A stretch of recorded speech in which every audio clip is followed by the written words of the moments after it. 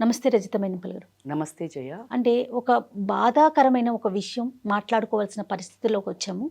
ఏంటంటే ఆయిషా మీరా, ఈ పేరుని తెలియని వారు లేరేమో మన 2 తెలుగు రాష్ట్రాల్లో. ఎంత బాధాకరమైన విషయం అంటే కరెక్ట్గా 19 సంవత్సరాల తరువాత ఏదైతే మెడిసిన్ స్టూడెంట్, తను బీఫార్మసీ చదువుతున్న అమ్మాయిని అత్యాచారం చేసి హత్య చేసిన తర్వాత హైకోర్టుకు వెళ్ళి తల్లిదండ్రులు, తర్వాత సుప్రీంకోర్టుకి వెళ్ళి అక్కడ కూడా న్యాయాన్ని పొందలేక, అంటే తన శరీరాన్ని ముక్కలు ముక్కలుగా ఉన్న శరీరాన్ని ఇప్పుడు తల్లిదండ్రులకి ఇచ్చి అంత్యక్రియలకి వెళ్ళింది. తీసుకెళ్ళి ఇప్పుడు మీరు దహన సంస్కారాలు చేసుకోండి అనే కేసునే ఒక మిస్టరీగా చేసి కొట్టివేయటం జరిగింది కోర్టు.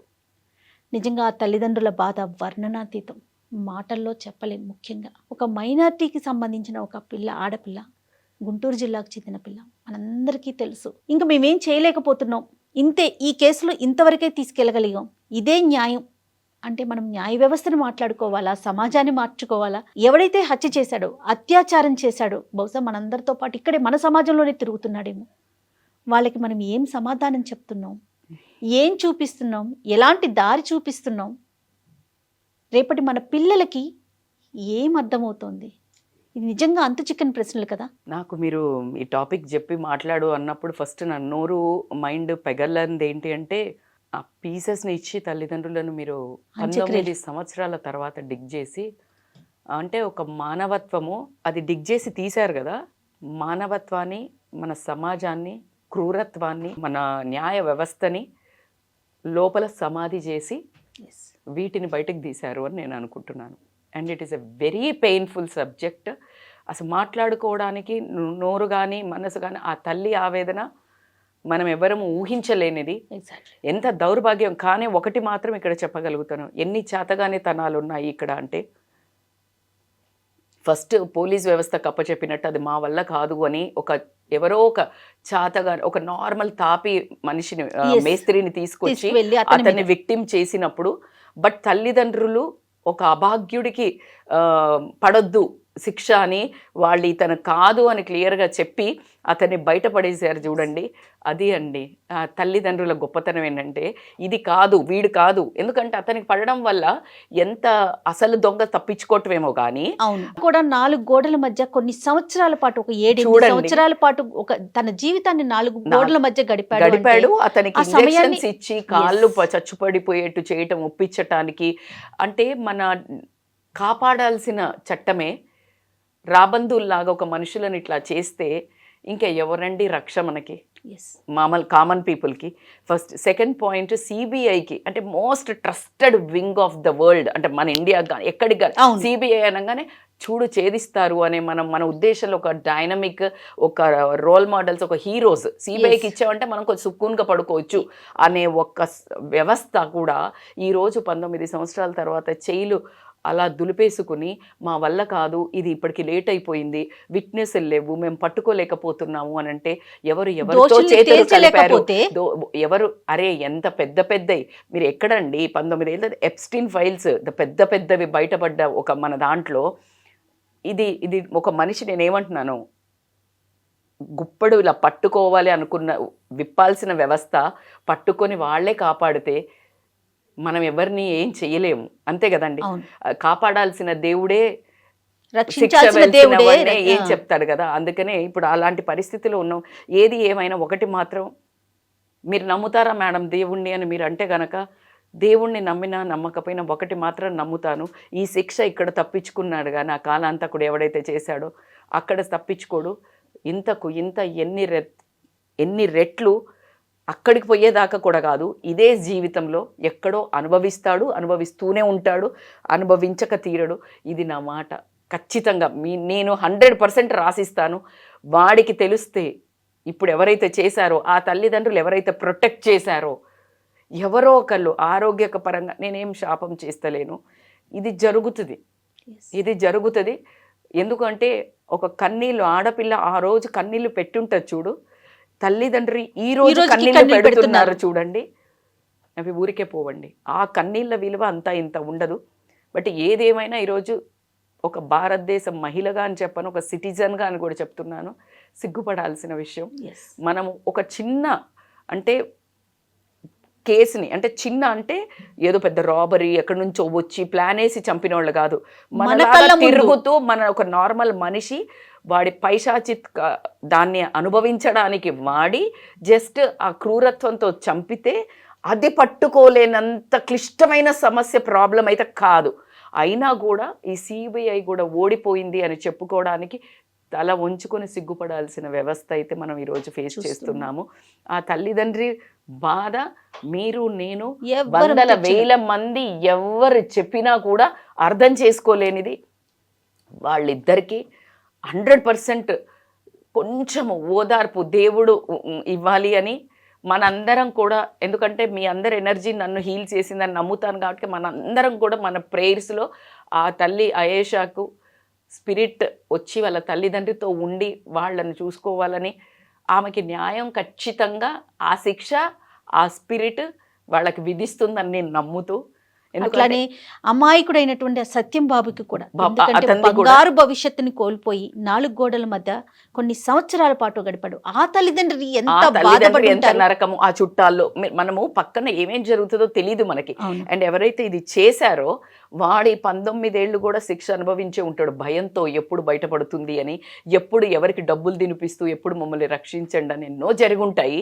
సో ఏది ఏమైనా కానీ ఈరోజు మన తప్పు లేకుండా కూడా, బట్టలతో సంబంధం లేకుండా, ఏజ్తో సంబంధం లేకుండా, ఒక మతంతో సంబంధం లేకుండా, దేంతో సంబంధాలు లేకుండా, ప్రొఫెషన్తో సంబంధం లేకుండా ఒక ఆడదాన్ని ఇంకా ఒక వస్తువులాగా అనుభవించే ఒక దానిలాగా చూడడం వల్ల ఈ ప్రాబ్లమ్స్ జరుగుతున్నాయి కాబట్టి ఇంకా జరుగుతూనే ఉన్నాయి. దానికి ఒక ముగింపు లేదు. అట్లాగే ఒక చట్టం నుంచి మనకు రక్షణ లేదు, అలాగే న్యాయ వ్యవస్థ నుంచి న్యాయం లేదు, ఎక్కడి నుంచి లేదు. ఖచ్చితంగా ఉమెన్స్ డే అని మాట్లాడుకుని చాలా విర్రవీగుతున్న మనకి మళ్ళీ మనల్ని మనం విమెన్స్ డే చేసుకుంటూ సిగ్గుపడాల్సిన వ్యవస్థ అయితే వచ్చింది. సో ఖచ్చితంగా మనల్ని మనం రక్షించు. అమ్మాయిదైతే ఆ రోజు తప్పు లేదు, ఏమీ లేదు. ఎంతకని ఎవరైనా ఉన్న ఆడపిల్లని, అది ఎగ్జాక్ట్లీ హాస్టల్లో ఉన్న ఆడపిల్లని. కాబట్టి ఎవరిని జాగ్రత్తగా ఉండండి. తల్లిదండ్రులకు మగపిల్లల్ని మనుషుల్లాగా పెంచండి, మృగాల్లాగా పెంచకండి. ఒకవేళ మృగాల్లాగా మారితే గనక దేవుళ్ళలాగా దైవతుల్లాగా అమ్మాయి తల్లిదండ్రుల్లాగా శిక్షించండి, తీసుకొచ్చి జైల్లోకి అప్పచెప్పండి, వాడికి శిక్ష విధించండి. ఇది మాత్రం నేను కోరుకుంటాను. కానీ వాటిని కొంగేసి తల్లి కప్పి పుచ్చొద్దు అని మాత్రం నేను ఖచ్చితంగా వేడుకుంటాను. అలానే చట్టం న్యాయ వ్యవస్థలో కూడా మార్పులు రావాలి. క్విక్ డెసిషన్ ఉండాలి, స్ట్రాంగ్ డెసిషన్ ఉండాలి. 19 ఏళ్ళ 19 అయినా ఉపయోగం లేదు. చూడండి, అట్లీస్ట్ కొన్నన్నా మనం చూసాం, కసబ్ది ఇలాంటి ఎన్న మనం చూసాము. బట్ ఇది చాలా వర్స్ట్ పెయిన్ఫుల్ జడ్జిమెంట్ అని చెప్పొచ్చు, పెయిన్ఫుల్ గివప్ అని చెప్పొచ్చు. ఈరోజు ఖచ్చితంగా సిబిఐ కానీ న్యాయ వ్యవస్థ కానీ చట్ట వ్యవస్థ మాత్రం చాలా ఓడిపోయిందని నేను కూడా తలదించుకొని ఒప్పుకోవాల్సింది. ఆ తల్లికి, అయేషా తల్లిదండ్రులకు క్షమాపణ ఈ సిటిజన్గా ఉన్నందుకు కోరుకుంటున్నాను నేను ఖచ్చితంగా. ఆయిషా ఓడింది, అన్యాయం గెలిచింది. ఒక అమ్మాయి కన్న కలలు, ఒక పేద కుటుంబం పెట్టుకున్న ఆశలు ఒక్క రాత్రిలో చెల్లాచెదురైపోయాయి. సరిగ్గా 19 ఏళ్ల క్రితం విజయవాడ గడ్డపై జరిగిన ఆ దారుణం తెలుగు రాష్ట్రాలను ఉలిక్కిపడేలా చేసింది. ఆమె పేరే ఆయిషా మీరా. బీఫార్మసీ చదువుతూ తన కాళ్ళ మీద తను నిలబడాలనుకున్న ఒక మధ్యతరగతి బిడ్డ. 2007 డిసెంబర్ 27 విజయవాడ శివార్లలోని ఇబ్రహీంపట్నం వర్షం కురుస్తున్న రాత్రి శ్రీ దుర్గా లేడీస్ హాస్టల్లో అందరూ గాఢ నిద్రలో ఉన్నారు.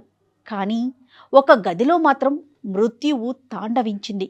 తెల్లవారి చూసేసరికి బాత్రూం దగ్గర 19 ఏళ్ల ఆయిషా మీరా మృతదేహం రక్తపు మడుగులో పడి ఉంది. ఆ తల్లిదండ్రుల ఆక్రందనలు ఆకాశాన్నంటాయి. కానీ అక్కడే అసలు విషాదం మొదలైంది. న్యాయం జరగాల్సిన చోట రాజకీయం రాజ్యమేలిందని ప్రజలంతా చెప్పుకున్నారు. నిందితుడు హాస్టల్ గోడ దూకి లోపలికి వచ్చాడు. ఆయిషాపై అత్యంత క్రూరంగా దాడి చేశాడు. ఆమె శరీరంపై అనేక కత్తిపోట్లు ఉన్నాయి. అత్యాచార ప్రయత్నం చేసి ఆపై గొంతు నులిమి చంపేశాడు. వెళ్తూ వెళ్తూ నిందితుడు ఒక లేఖ పెట్టి మరీ వెళ్ళాడు. నేను నిన్ను ప్రేమించాను, నువ్వు నన్ను కాదన్నావు, అందుకే చంపాను అని అందులో రాసి ఉంది. కానీ ఆ అక్షరాలు ఎవరివి అన్నది ఇప్పటికీ మిస్టరీనే. హంతకుడు వదిలి వెళ్ళిన ఆ లేఖ గదిలో దొరికిన వేలిముద్రలు, ఫోరెన్సిక్ ఆధారాలు ఇవన్నీ విచారణ మొదలైన కొన్నాళ్లకే ఎలా మాయమైపోయాయి? సాక్ష్యాలను తుడిచేసే ప్రయత్నం జరిగిందని ఆయేషా తల్లిదండ్రులు ఆరోపించారు. నిందితులు ఎవరో అందరికీ తెలుసు అని ఆ తల్లిదండ్రులు నెత్తి నోరు కొట్టుకున్నారు.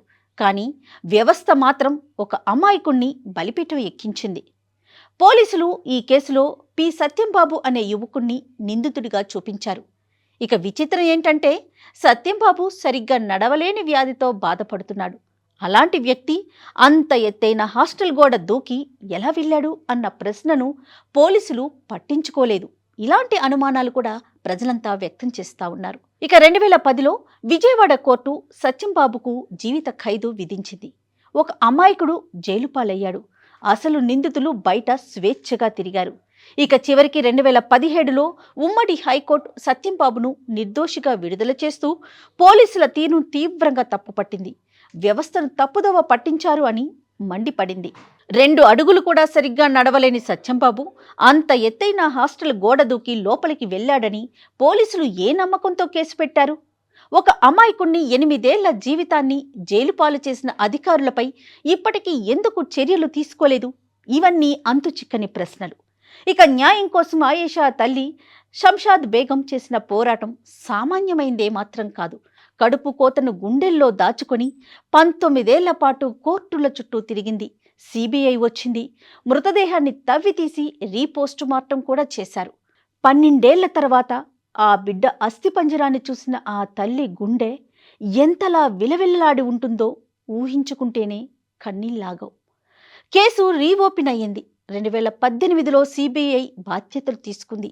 2019లో ఒక సాహసోపేత నిర్ణయం తీసుకున్నారు. చనిపోయిన 12 ఏళ్ల తరువాత ఆయేషా మృతదేహాన్ని తెనాలిలో సమాధి నుండి బయటకు తీసి రీపోస్ట్ మార్టం చేశారు. ఆమె ఎముకల నుండి DNA సేకరించి నిందితులను పట్టుకోవాలని ప్రయత్నించారు. సిబిఐ విచారణలో అనేక మంది రాజకీయ నేతలకు, పోలీసు అధికారులకు లై డిటెక్టర్ పరీక్షలు కూడా చేశారు. కానీ ఫలితం లేకపోయింది. 19 ఏళ్ల తరువాత కూడా సరైన సాక్ష్యాలు దొరకలేదని, రికార్డులు తారుమారు అయ్యాయని సిబిఐ కోర్టుకు తెలిపింది. ఇక 19 ఏళ్లుగా రోడ్డు మీద కోర్టుల చుట్టూ తిరుగుతున్న ఆయేషా తల్లిదండ్రులకు ఈ దేశం ఇస్తున్న సమాధానం ఇదేనా? దేశంలో అత్యున్నత దర్యాప్తు సంస్థ రంగంలోకి దిగిన 19 ఏళ్ల తర్వాత కూడా నిందితులు ఎవరో తెలియదు అని చేతులెత్తేయడం మన విచారణ వ్యవస్థకు సిగ్గుచేటు కాదా? 19 ఏళ్ల పోరాటం తర్వాత ఆ తల్లిదండ్రులకు మిగిలింది ఓటమి కాదు, ఈ వ్యవస్థ ఇచ్చిన వైఫల్యం. 19 ఏళ్ల తర్వాత ఆయేషా అవశేషాలు మళ్లీ ఆమె తల్లిదండ్రుల ఒడికి చేరాయి. నాడు ప్రాణంతో ఉన్న బిడ్డను హాస్టల్కు పంపిన ఆ తల్లి నేడు తన బిడ్డ ఎముకల గూడును పట్టుకొని కన్నీరు మున్నీరవుతోంది.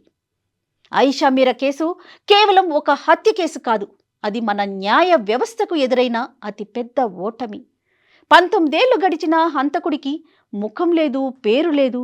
నేడు తెనాలిలో జరుగుతున్నది ఆయేషా అంత్యక్రియలు మాత్రమే కాదు, న్యాయం కోసం వేచి చూసిన ఒక ఆశకు జరుగుతున్న అంతిమ సంస్కారం. నేడు సమాధి చేస్తున్నది ఆయేషా అవశేషాలు కాదు, దేశంలో ఒక సామాన్యుడికి జరగాల్సిన న్యాయాన్ని. And for more videos, Please subscribe to iDream. Please subscribe to iDream. Please subscribe iDream. And please subscribe to iDream. For more videos, subscribe to iDream. please like, share and subscribe to the channel. Congratulations, iDream. subscribe to iDream. Subscribe to iDream.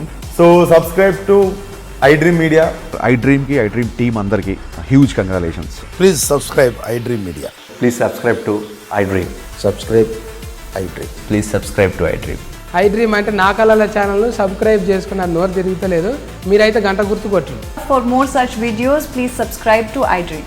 Subscribe to iDream. Please subscribe to iDream. Please subscribe iDream Media. Please do subscribe to iDream. Please subscribe to iDream Media. For best entertainment and information, please subscribe iDream. And don't forget to subscribe to iDream.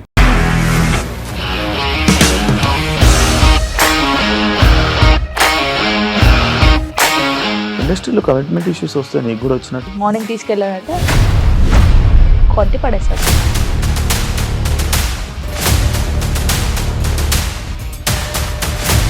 ఒక్కళ్ళు కూడా చూడలేదు ఈ cinema అని చెప్పడానికి కూడా చాలా ధైర్యం కావాలి. అది నిజం కదా, దాంట్లో ధైర్యం ఏంటి? ఇది నెక్స్ట్ డే ప్లేట్ మార్చేస్తే తప్పు కదా. As of now we are comfortable this అని నేను అనుకుంటున్నాను. రష్మిక గారిది మీది ఒకే ఊరంట కదా. నీకు కోపం వచ్చిందంటే బాగా తిట్టేత్తరా? తిట్టేద్దామండి. నిజంగా గేమ్ ని ఎలా చేంజ్ చేయగలిగారు? ఏపీఎస్ఎఫ్సి వాళ్ళకి 6 నెలల్లో నేను 6 లక్షలు కట్టా. బిజినెస్ చేయాలనుకుంటే it is as difficult as riding a tiger.